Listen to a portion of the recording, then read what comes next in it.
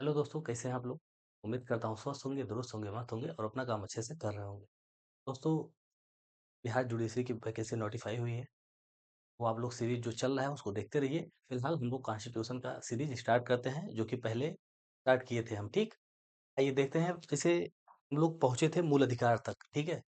और मूल अधिकार में भी कुछ अनुच्छेद हम लोगों ने पढ़ लिए थे। तो आज हम लोग को पढ़ना है आर्टिकल 19, ठीक है, अनुच्छेद 19। और ये थोड़ा-सा बड़ा है तो एक ही वीडियो रहेगा इसका, ठीक है? मतलब एक वीडियो में ही ये पूरा यही रहेगा। देखिए, पहले मैं आप लोग को थोड़ा-सा कॉन्सेप्ट समझा देता हूँ, चूँकि पहले कुछ पढ़ाए थे हम।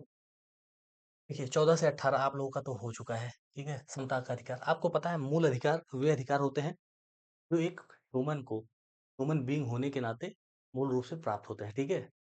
और संविधान में उसका वर्णन किया गया है। कुल मिलाकर 6 प्रकार के मूल अधिकार यहाँ पर दिए गए हैं। देखिए, समता का अधिकार, स्वतंत्रता का अधिकार, शोषण के विरुद्ध अधिकार, धर्म की स्वतंत्रता का अधिकार, सांस्कृतिक एवं शिक्षा संबंधी अधिकार और नेक्स्ट है संवैधानिक उपचारों का अधिकार, ठीक है? तो एक-एक करके हम लोग पढ़ेंगे। पहले हम लोगों ने समता एवं समानता का अधिकार ये पढ़ लिया था, ठीक है? Right to equality. आज हम लोग को पढ़ना है स्वतंत्रता का अधिकार। 19 से 22 तक है, तो 19 पहले हम लोग पढ़ेंगे, ठीक? आगे इसके बाद ऑनवर्ड ये सब पढ़ते ही रहेंगे। तो राइट टू फ्रीडम, आपको पता है स्वतंत्रता सबको कितनी प्यारी होती है। अगर किसी को गुलाम बनाया जाए तो मज़ा नहीं आता भैया। आइए स्टार्ट करते हैं। फर्स्ट ऑफ ऑल मैं आप लोगों से रिक्वेस्ट करूँगा कि जो लोग प्लीज़ चैनल पर नए हो, वो चैनल को सब्सक्राइब ज़रूर करिए। और हिंदी मीडियम के लिए, जैसे आप लोग जानते होंगे, यूट्यूब पर ऐसे बहुत ज़्यादा कोई चैनल है नहीं हिंदी मीडियम के लिए। मैं लेकर आया हूँ, तो भैया बहुत कठिनाइयों का सामना करना पड़ता है इस चीज़ों को थोड़ा आगे बढ़ाने के लिए। तो प्लीज़ सपोर्ट करिए, ठीक? आइए देखते हैं। देखिए, आप लोगों को मैं बता दूँ कि आर्टिकल 19 जो है, पहले मैं आपको बेयर एक्ट दिखाता हूँ, ठीक? आर्टिकल 19, ये देखिए, बेयर एक्ट है। मैं आपको बता दूँ आर्टिकल 19 2 पार्ट में डिवाइडेड है। देखिए, का से लेकर चा तक, ठीक है? पहले खंड में देखिए,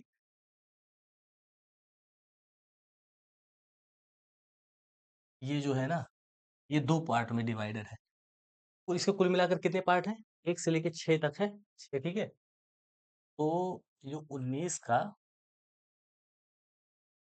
दोनों पार्ट में, तो खंड और दूसरे पार्ट में खंड 2 से लेके खंड 6 तक है। ये खंड-खंड में क्यों ऐसे डिवाइड हुआ? मैं आपको बताता हूँ। पहला खंड जो है वो आपको स्वतंत्रता देता है, ठीक है? आपको फ्री करता है, फ्रीडम देता है। और दूसरा खंड, दूसरे से लेके छठवां तक का खंड जो है, यानी कि दूसरा पार्ट, ये इस स्वतंत्रता पर, तो इस स्वतंत्रता पर, इस स्वतंत्रता पर क्या लगाता है? प्रतिबंध, ठीक है? तो ये प्रतिबंध लगाता है। मैं ये आपको पहले एक बार दिखा देता हूँ। देखिए, खंड 1 है और उसके बाद खंड 2 से लेके 6 तक है।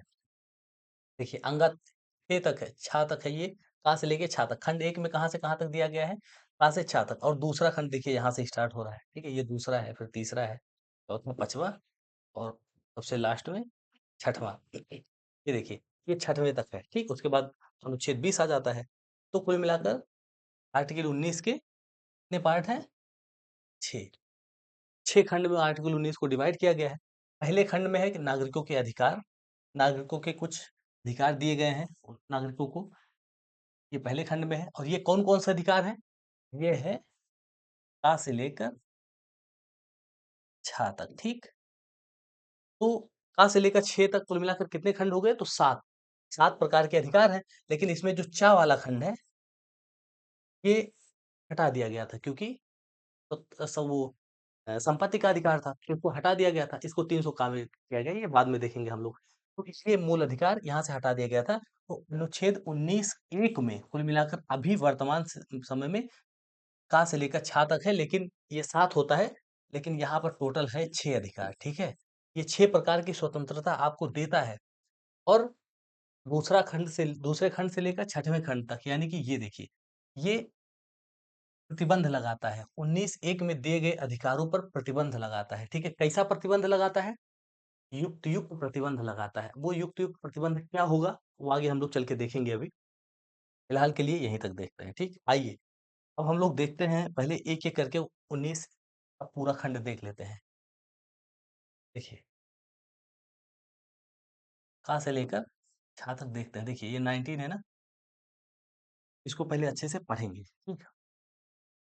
आर्टिकल 19 वाक स्वतंत्र आदि विषयक कुछ अधिकारों का संरक्षण। ठीक है, तो ये कहता क्या है, पहला खंड कहता है कि सभी नागरिकों को का खा गा घा अंगा चा को छोड़ के छा इतने प्रकार की स्वतंत्रता दी गई है सभी नागरिकों को। नंबर एक का वाक स्वातंत्र और अभिव्यक्ति स्वातंत्र का। ठीक है, दूसरा है, अब वाक स्वातंत्र का मतलब क्या है, बोलने का, बोलने की आजादी। अभिव्यक्ति का मतलब क्या है, कुछ भी एक्सप्रेस करने की आजादी। ठीक है, एक्सप्रेस इशारा से जो भी वो करना चाहे, बोलने की और एक्सप्रेस करने की आजादी है। शांतिपूर्ण और निरायुध सम्मेलन का, यानी शांतिपूर्ण शांति से, और निरायुध यानी कि आयुध के साथ नहीं, निरायुध बिना आयुध के बिना हथियार के सम्मेलन करने का अधिकार है। तीसरा खंड कहता है संगम या संघ या सहकारी सोसाइटी बनाने का। सहकारी सोसाइटी देखिए इसके आगे दो लिखा है ना, दो, तो यहाँ पर ये दो जो डिफाइन किया गया है, ये बता रहा है कि 97वां संशोधन अधिनियम 2011 की धारा 2 द्वारा अंतः स्थापित किया गया, यानी कि जोड़ा गया है यहाँ पर। ठीक है, आप लोग बेरक पढ़ने का तरीका थोड़ा सा जानिए कि इसको जोड़ा गया है। एक मिनट रुक जाइए प्लीज, मैं थोड़ा सा नीचे हूँ यार, वो काम करते। सॉरी भैया, आप लोग को थोड़ा सा, अब सही है। एक्चुअली वो मैट था ना, उसको हटाना पड़ा, वो बहुत ऊंचा हो जा रहा था। देखिए, और एक ये लाइट बंद करता हूँ। सॉरी फॉर डिस्टर्बेंस भैया। चलिए आगे चलते हैं हम लोग। संगम या संघ या सहकारी सोसाइटी बनाने का अधिकार है। फिर चौथा है भारत के राज्य क्षेत्र में सर्वत्र आबाद संचरण का, यानी कि पता है भारत के राज्य क्षेत्र में, यानी कि जितनी भी भारत का, जितना भी भारत का ये जमीन है जो भी है, वहां पर सर्व मतलब आबाद बिना बाधा के संचरण यानी आने जाने का। ठीक है, सर्वत्र, सर्वत्र यानी सभी जगह, आबाद यानी बिना बाधा के।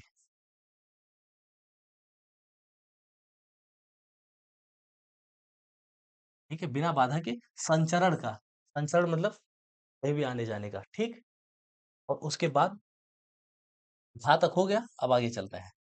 अंगा चा तो खत्म हो गया है, उसके बाद छा है।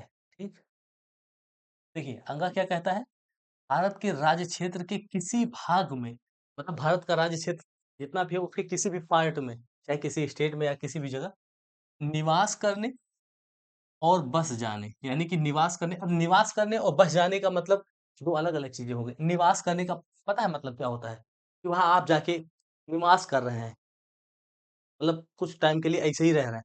और बस जाने का मतलब वही परमानेंटली वहीं के निवासी हो जाए, समझे। तो भारत के राज्य क्षेत्र के भीतर किसी भी भाग में, भारत के किसी भी भाग में निवास करने का और बस जाने का। और छा तो मैंने आपको पहले ही बताया, ये रिवील हो गया था।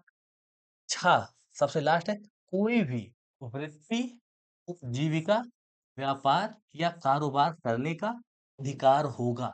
समझे, ये जो ऊपर का से लेकर छा तक के अधिकार दिए गए हैं, वे आपको प्राप्त होंगे, तो कोई रोक टोक नहीं होगा, लेकिन इस पर युक्त युक्त रोक लगाया जा सकेगा। ये खंड दूसरे में से लेके छठवें तक में दिया गया है।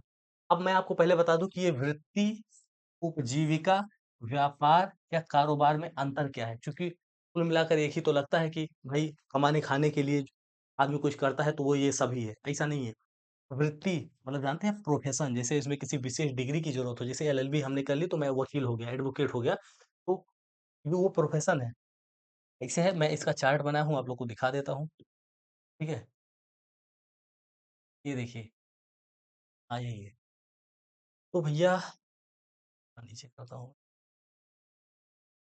देखिए वृत्ति, वृत्ति का क्या मतलब होता है, या किसी विशेष क्षेत्र में उच्च स्तर की शिक्षा, ज्ञान एवं प्रशिक्षण की मांग करता है। वृत्ति का मतलब मैं आप लोगों को एक एक पॉइंट पर इसीलिए डिस्कशन के साथ कर रहा हूँ कि समझ में अच्छे से आए। ठीक है, आप लोग इस चीजों का प्लीज विशेष ध्यान दीजिएगा, कि जो भी चीज बताई जा रही है उसको पहले तो नोट कर लीजिए, अपने बैनर में कहीं पर लिख लीजिएगा। ठीक है, क्योंकि मैंने भी ऐसा किया था, तो आज प्रॉब्लम ज्यादा नहीं हो रहा है। ठीक, देखिए प्रोफेशन, प्रोफेशन का मतलब होता है कि उच्च स्तर की शिक्षा हो या कोई ज्ञान हो या प्रशिक्षण की जरूरत पड़ती ही है वृत्ति करने के लिए, यानी प्रोफेशन में इसकी जरूरत पड़ती है। जैसे एलएलबी की डिग्री मैंने आपको बताई, डॉक्टरेट की डिग्री है। ठीक है, जैसे वकील है, डॉक्टर है, इंजीनियर है, ये सब है। अब देखिए उपजीविका, उपजीविका ऑक्यूपेशन, वो धन कमाने के लिए किया जाने वाला कोई भी कार्य, अगर कोई भी कार्य है, वो धन कमाने के उद्देश्य से किया जा रहा है, तो वो उपजीविका उसको कहते हैं, ठीक है? जैसे शिक्षक है, चालक है, किसान है, ये लोग इन लोग का उपजीविका, ये उपजीविका के अंतर्गत आएँगे, ठीक है? पहले तो प्रोफ़ेशन में डॉक्टर, वकील, ऑक्यूपेशन में शिक्षक है, चालक है, किसान है, ठीक है? और व्यापार यानी कि ट्रेड, ट्रेड में वे वस्तुओं या सेवाओं के उत्पादन, वितरण या विनिमय, विनिमय मतलब अदला-बदली से जुड़ा कोई ब कार्य करने के लिए अ, आपका काम है ये सब करना, तो आप ट्रेड के अंतर्गत काम करेंगे, ठीक है? वो कहा जाएगा कि ट्रेड करते हैं, ट्रेड, ठीक है? जैसे कि दर्जी है, सुनार है, ठीक है? दर्जी क्या करता है बताइए? सेवा देता है, ठीक है? सेवा देता है मतलब आप कपड़े लेके जाएँगे तो दर्जी सिल देगा। और सुनार क्या करता है? ये भी सेवा देता है, ठीक है? गढ़ता है सोने-चांदी को जो भी है। कारोबार या व्यवसाय यानी कि बिज़नेस, लाभ कमाने के उद्देश्य से किया जाने वाला कोई भी गतिविधि, ये कोई भी एक्टिविटी जो लाभ कमाने के उद्देश्य से किया जाए, जैसे दुकान चलाना, कंपनी या उद्योग चलाना और कोई संस्था चलाना, ये सब है, ठीक? आप लोग उम्मीद करता हूँ ये समझ गए होंगे। क्या है? पहला तो है नंबर 1 वृत्ति, वृत्ति में किसी उच्च शिक्षा की ज़रूरत होती है, ठीक है? प्रोफ़ेशन में किसी उच्च शिक्षा की ज़रूरत होती है, डिग्री की ज़रूरत होती है। उपजीविका में धन कमाने के लिए कोई भी किया जाने वाला कोई भी कार्य होगा या पेशा होगा, ठीक है? जैसे शिक्षक, चालक, किसान ये व्यापार के अंतर्गत दर्जी, सुनार आएँगे क्योंकि वस्तुओं या सेवाओं का उत्पादन करते हैं और कारोबार में, बिज़नेस में लाभ कमाने के उद्देश्य से किया जाने वाला कोई भी गतिविधि या कार्य, ठीक है? तो दुकान चलाना, कंपनी, उद्योग चलाना, ये सब है। अब आगे हम लोग देखेंगे कि 2 से लेके ऑनवर्ड नीचे के बाद जो भी आएँगे, ठीक है? 2 से लेकर 6 तक के बीच में, वो रोक लगाएँगे। आ से लेकर छा तक यानी कि आर्टिकल 19 अनुच्छेद 19 के पहले खंड में दिए गए अधिकारों पर रोक लगाने के लिए अनुच्छेद 19 के खंड 2 से लेकर खंड 6 तक के बीच में प्रावधान दिया गया है, जिस पर जिसमें ये बताया गया है कि कब उक्त यानी कि उपरोक्त दिए गए अधिकारों में पर प्रतिबंध लगाया जा सकेगा, ठीक है? तो आप जो 2 से लेकर 19 2 से लेकर 6 तक के जो भी प्रावधान है, उसको आप लोग जानेंगे प्रतिबंध के नाम से, ठीक है? ठीक, समझ में आया ना? अब ये इसका देख लेते हैं। 19 एक के तहत दी गई स्वतंत्रताओं पर कुछ युक्ति संगत आप लोग विशेष ध्यान दीजिएगा, युक्ति संगत प्रतिबंध यानी कि रीज़नेबल रिस्ट्रिक्शंस लगाए जा सकते हैं। ये प्रतिबंध राज्य द्वारा नागरिकों के अधिकारों और सार्वजनिक हित के बीच संतुलन बनाए रखने के लिए लगाए जाते हैं, ठीक है? संतुलन बनाए रखने के लिए। रीज़नेबल रिस्ट्रिक्शंस तो लगाए ही जा सकते हैं भाई, सब सर्वे भवन्तु सुखिनः, ठीक है? सभी लोग सुखी रहें। आपको जो अधिकार दिए गए हैं खंड पहले खंड के का से लेकर छा तक के बीच में जो भी अधिकार दिए गए हैं, पर रोक लगाए जा सकेंगे, लेकिन वो रीज़नेबल होने चाहिए, युक्त होने चाहिए, ठीक है? कौन लगा सकेगा रोक? तो राज्य लगा सकेगा। क्यों लगा सकेगा? मतलब नागरिकों के अधिकारों और राज्य के बीच में जो भी है, वो सार्वजनिक हित के बीच में संतुलन बनाए रखने के लिए लगाएगा। दूसरा खंड क्या कहता है ये देखिए, ठीक है? दूसरा खंड कहता है कि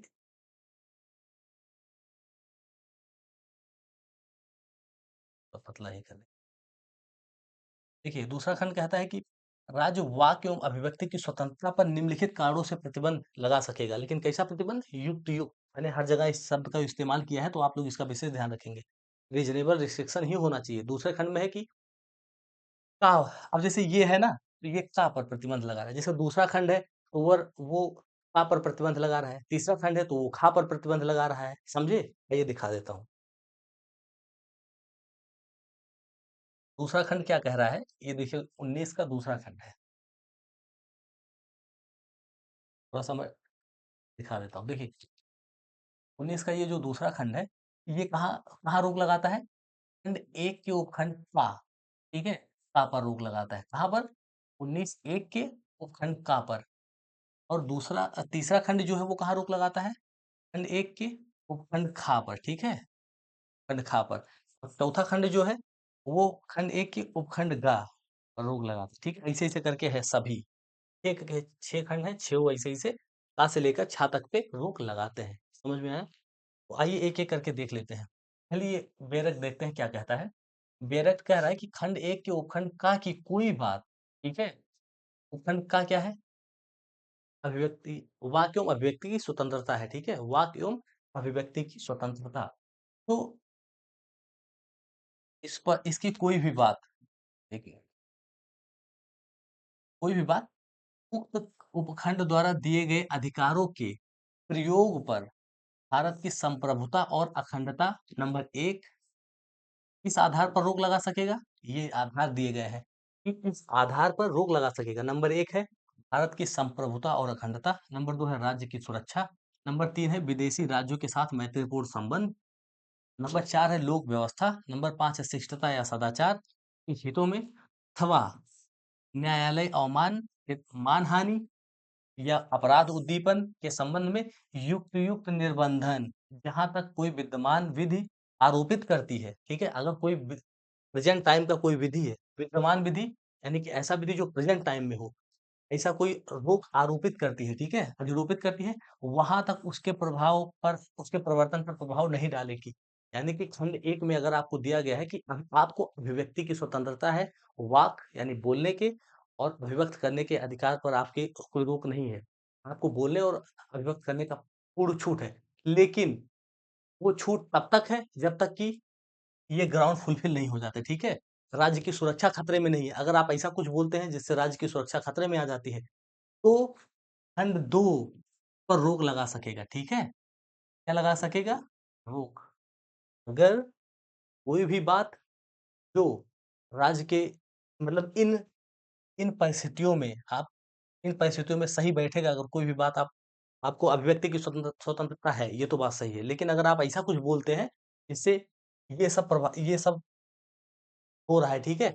चाहे किसी की मानहानि हो रही है, चाहे राज्य की सुरक्षा खतरे में है, लोग सदाचार विरुद्ध है, ठीक है? लोग पब्लिक हित में नहीं है, तो आपके बोलने पर रोक लगाई जा सकेगी। ये खंड 2 कहता है, ठीक है? वाक खंड 2 क्या है? वाक एवं अभिव्यक्ति की स्वतंत्रता पर रोक है, ठीक है? खंड 2 है वाक एवं अभिव्यक्ति की स्वतंत्रता पर रोक, ठीक? तो ये खंड क्या है? तो ये 19 का 1 का काखंड है, ठीक? 19 एक का काखंड है। तो 2 किस पर रोक लगाता है? 19 एक का पर रोक लगाता है। समझ में आया? ऐसे ही सेम टू सेम 3 है। अब देखिए 3 क्या कह रहा है? उक्त खंड की उपखंड था की कोई बात, समझे? यानी कि 19 एक ये कह रहा है उक्त खंड के उपखंड था की कोई बात, यानी कि 19 एक हाँ, 19 एक था क्या है? आप लोग याद करिए। उसकी कोई बात। उपखंड द्वारा, अब ये मैं आपको चार्ट में दिखाता हूँ, आइए, ये सब यहाँ पर पढ़ने में थोड़ा सा आप लोग को समस्या हो रहा होगा, मैं चार्ट में एकदम क्लियरली बना दिया हूँ। देखिए ये जो 19(2) कह रहा है कि वाक्य एवं अभिव्यक्ति की स्वतंत्रता पर प्रतिबंध लगाता है, 19(2) क्या है? वाक्य एवं अभिव्यक्ति की स्वतंत्रता पर प्रतिबंध लगाता है। किन परिस्थितियों में लगाता है? तो निम्न कारणों से प्रतिबंध लगा सकता है। तो नंबर एक, भारत की संप्रभुता एवं अखंडता, नंबर दो है राज्य की सुरक्षा, नंबर तीन है विदेशी देशों के साथ मैत्रीपूर्ण संबंध, नंबर चार है लोक व्यवस्था। अब इसी में मानहानि वानी है, जो भी है वो आप देख लीजिएगा। आप इतना ही समझिए, ये अभी लिखे हैं यहाँ पे, जो इतना है वो आप अगर अच्छे से पढ़ लिए तो 19 समझने से आपको कोई परेशान नहीं कर 19 आपको दोबारा कभी परेशान ही नहीं करेगा, ठीक? देखिए पांचवा क्या है? शिष्टता एवं सदाचार। छठवां क्या है? न्यायालय की अवमानना। सातवां है मानहानि। आठवां है अपराध के लिए उकसाना, ठीक है? तो उम्मीद करता हूँ कि ये खंड समझ में आया होगा, ठीक है? दूसरा खंड चलते हैं। देखिए, तो हो गया। अब तीसरा खंड कहता है कि ये जो शांतिपूर्ण सभा करने का अधिकार है, उस पर प्रतिबंध लगाया जा सकेगा। ये तीसरा है कि 19 ये किस पर रोक लगाता है? तो खा खंड पर। का पर वो रोक लगाता है, खा पर ये लगाएगा, ठीक है? शांतिपूर्ण सभा करने के अधिकार पर प्रतिबंध। अगर आप शांतिपूर्ण सभा कर रहे हैं, आपको जैसे 19 का खा क्या कहता है? शांतिपूर्ण सभा एवं सम्मेलन जो भी है आप कर सकते हैं, ठीक है? निरायुध सम्मेलन कर सकते हैं, शांतिपूर्ण एवं निरायुध सम्मेलन कर सकते हैं। लेकिन 19(3) कहता है कि आपके उस अधिकार पर रोक लगाया जा सकता है। किन परिस्थितियों में? तो वो यहाँ पर 2 परिस्थिति दी गई है। एक तो अगर आप सार्वजनिक व्यवस्था बाधित कर रहे हैं, तो आप पर रोक लगाया जा सकेगा आपके इस अधिकार पर। अर्थात सार्वजनिक व्यवस्था बाधित होने पर आपके इस अधिकार पर रोक लगाया जा सकेगा। किस अधिकार पर? तो 19 एक हाँ, ठीक, इस अधिकार पर आपके रोक लगाया जा सकेगा। और दूसरा है राज्य की सुरक्षा को खतरा होने पर। अगर राज्य की सुरक्षा को कोई खतरा है, तो आपके इस अधिकार पर रोक लगाया जा सकेगा। मतलब आप तमाम लोगों को इकट्ठा किए हैं, बंदूक-वंदूक लेके, तो आपकी अधिकार पर रोक लगाया जा सकेगा। अब 19(4) क्या कहता है?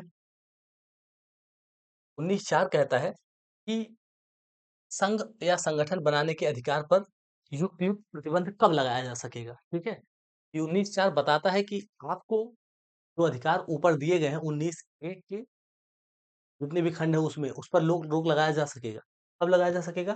देखिए परिस्थितियाँ दी गई हैं, युक्त प्रतिबंध लगाया जा सकेगा। कब? एक तो लोक व्यवस्था या सदाचार बनाए रखने के लिए, नंबर 2 भारत की संप्रभुता, अखंडता की सुरक्षा के लिए, ठीक है? भारत की संप्रभुता एवं अखंडता की सुरक्षा के लिए।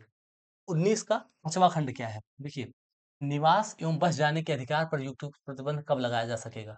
ठीक है? आपको भारत के किसी भी राज्य क्षेत्र में, ठीक है, निवास करने का और बस जाने का अधिकार है। 19 का 1 का खंड कहता है। अब उस पर रोक कब लगाया जा सकेगा? निम्न परिस्थितियों में, नंबर 1 सार्वजनिक हित, अगर सार्वजनिक हित पब्लिक इंटरेस्ट शामिल हो तो आपके उस अधिकार पर रोक लगाया जा सकेगा। और नंबर दूसरा जनजातीय क्षेत्रों की रक्षा के लिए, जैसे जनजातीय क्षेत्रों के कुछ अपने कानून होते हैं, उसकी रक्षा के लिए अगर राज्य सरकार चाहे तो उस पर रोक लगा सकता है, ठीक है? अब 19(6) क्या कहता है? किसी भी वृत्ति, मतलब जो 6वां खंड है, 6वां है, ये किस पर रोक लगाता है? तो छा पर, ठीक है? 19(1) छा पर। तो क्या कह रहा है ये? किसी भी वृत्ति, उपजीविका, व्यापार या कारोबार, मैंने आपको बता दिया था और ये लाइन से आता है, आप लोगों से पूछा जाता है, ये लाइन से बताना पड़ेगा, इसलिए मैं यहाँ लाइन से लिखा भी हूँ, ठीक है? वृत्ति, उपजीविका, व्यापार या कारोबार, क्या है? वृत्ति, उपजीविका, व्यापार या कारोबार, ठीक है? करने के अधिकार पर कब प्रतिबंध लगाया जा सकेगा? तो इसमें भी कुछ परिस्थितियां दी गई हैं। नंबर 1 देखिए, लोकहित के लिए कानून बनाकर, बस इसको ऊपर कर देता हूँ। देखिए, लोकहित के लिए कोई कानून बनाकर आपके, अगर कोई लोकहित में कोई कानून बनाया गया है, तो उसका आप उल्लंघन तो कर नहीं पाएँगे भैया। अगर कोई ऐसा व्यापार कर रहे हैं जो लोकहित के लिए सही नहीं है, तो उसको भैया बंद कराना पड़ेगा राज्य सरकार को। राज्य का मतलब क्या होता है? आर्टिकल 12, ठीक है? आप परिभाषा पढ़ाया हूँ मैं, आज एकदम अच्छे से बताया हूँ भाई, टेंशन लेने की ज़रूरत ही नहीं है। देखिए, लोकहित के लिए कानून बनाकर आपके इस खंड 6 वाले अधिकार पर आपको रोक लगाया जा सकेगा। नंबर 2 है सरकार अगर किसी भी व्यापार या उद्योग पर मोनोपोली उसको चाहिए होता है, तो वो आपको वो व्यापार करने से मना कर देगा। जैसे दारू का ठेका, ठीक है? कोई भी आदमी दारू का ठेका ऐसे नहीं ले सकेगा। वो पहले सरकार से परमिशन लेनी होगी, ठीक है? सरकार की मोनोपोली है उस पे, राज्य सरकार की। देखिए, सरकार को किसी व्यापार उद्योग पर एकाधिकार यानी मोनोपोली देने के लिए, ठीक है? सरकार को कोई भी व्यापार या उद्योग पर मोनोपोली देने के लिए व्यापार इस अधिकार पर आपके रोक लगाया जा सकेगा। और नंबर तीसरा है अनैतिक या खतरनाक व्यवसायों पर रोक लगाने के लिए, जैसे कोई बंदूक बेच रहा है, वो भाई खतरनाक है ना, इसे तो ऐसे हो नहीं सकता। तो उसके लिए भी लाइसेंस होता है, जो भी प्रोसेस है वो करना पड़ता है, फिर आपको वो मिलता है, ठीक है, अधिकार। और जैसे एक होता है ना कि अनैतिक अनैतिक ऐसा कोई व्यवसाय आप सोचिए जो अनैतिक हो, देह व्यापार, ठीक है, ये अनैतिक है, तो उसका भी राज्य सरकार रोक लगा सकेगी, ठीक है। आप कोई भी, आप जैसे देह व्यापार सब ऐसे नहीं ना कर सकते आप। तो भैया ये रहा आपका आर्टिकल 19, डायरेक्ट में भी देख सकते हैं, देखिए 6 खंड तक है, ठीक है। 5वां देख लीजिए कि उपखंड घ पर और अंगा पर, ये दो दो मतलब खंड पर रोक लगाता है। और इस ग्राउंड पर तो यहाँ पर साधारण जनता के हितों में या किसी अनुसूचित सूचित जनजाति के हितों के संरक्षण के लिए यूपी प्रतिबंध, ये सब मैंने बताया है, चार्ट में लिख भी दिया हूँ। आप लोग को ज़्यादा सोचने की ज़रूरत ही नहीं है, ठीक है? तो आप लोगों से उम्मीद करता हूँ कि ये समझ में आया होगा भैया, लेकिन अगर आपको समझ में आया हो तो प्लीज़ चैनल को सब्सक्राइब ज़रूर करिए, पढ़ते रहिए अच्छे से। मिलते हैं नेक्स्ट वीडियो में। टेक केयर, जय हिंद।